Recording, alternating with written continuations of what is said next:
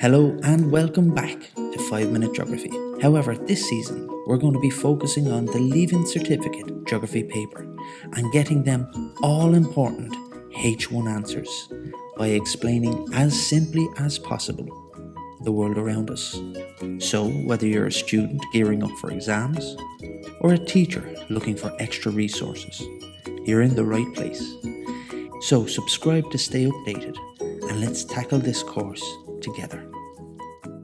Our first region we're still on Dublin, but when we're looking at each of these regions, we have to study the primary, the secondary and the tertiary economic activity. To remind ourselves from junior cert, primary economic activity is taking a raw material from the ground or sea, so farming or fishing. Secondary economic activity is taking that raw material and changing it into a finished product, so manufacturing. We looked at Pfizer, we looked at Guinness's, okay? And now the last economic activity is tertiary economic activity. And tertiary economic activity is providing a service, okay? So we're providing a service here, and the examples we're going to go through is the transport service in Dublin.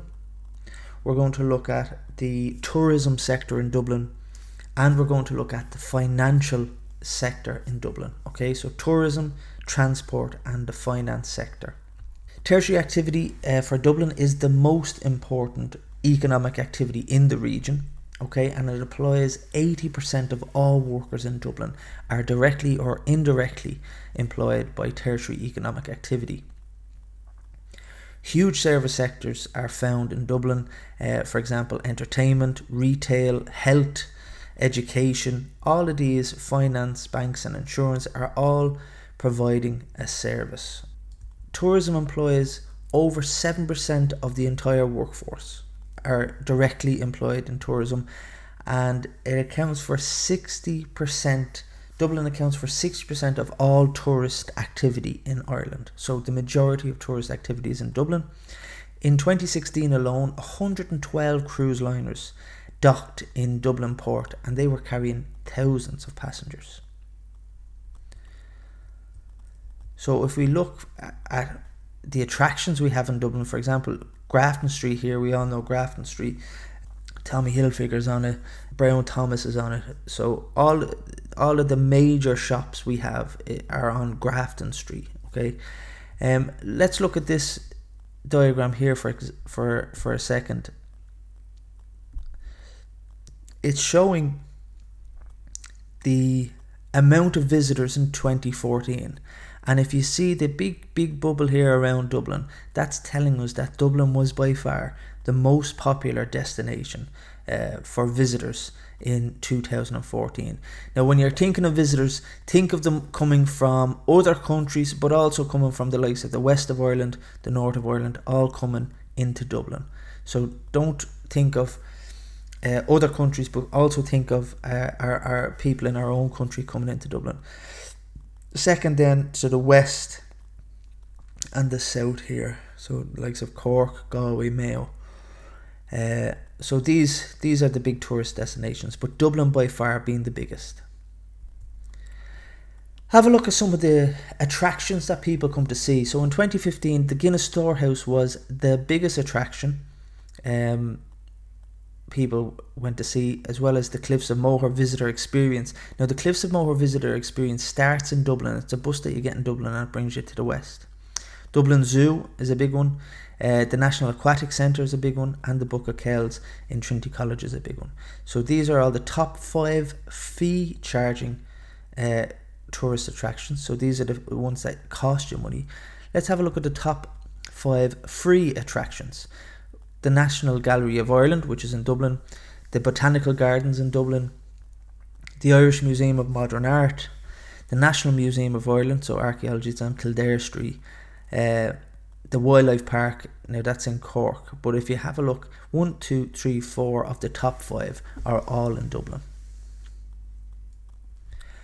Why did people come to Dublin? Well, it's the capital city. It has the most historical buildings, that some of them date back to the Middle Ages, such as Christ Church.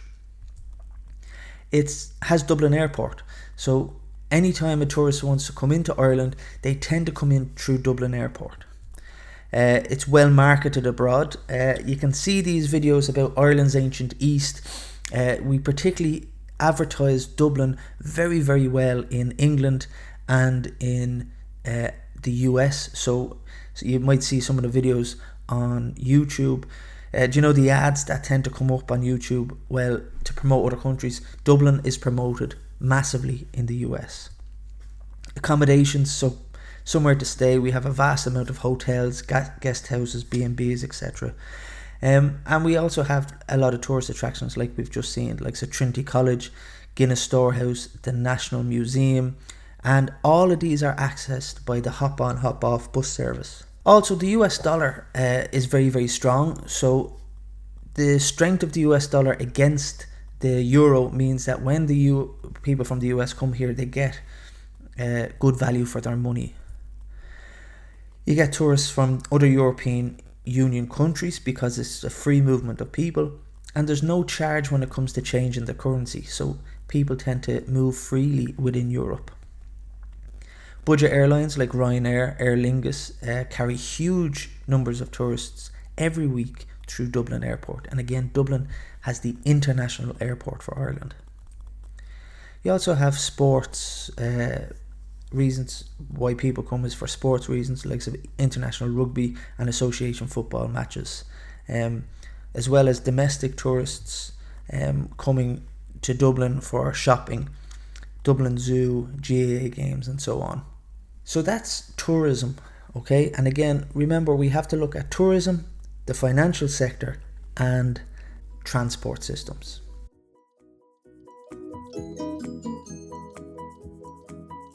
If there's a particular topic you'd like covered or something you're struggling with, feel free to get in touch in the comment section below and I'll aim to cover it in future videos.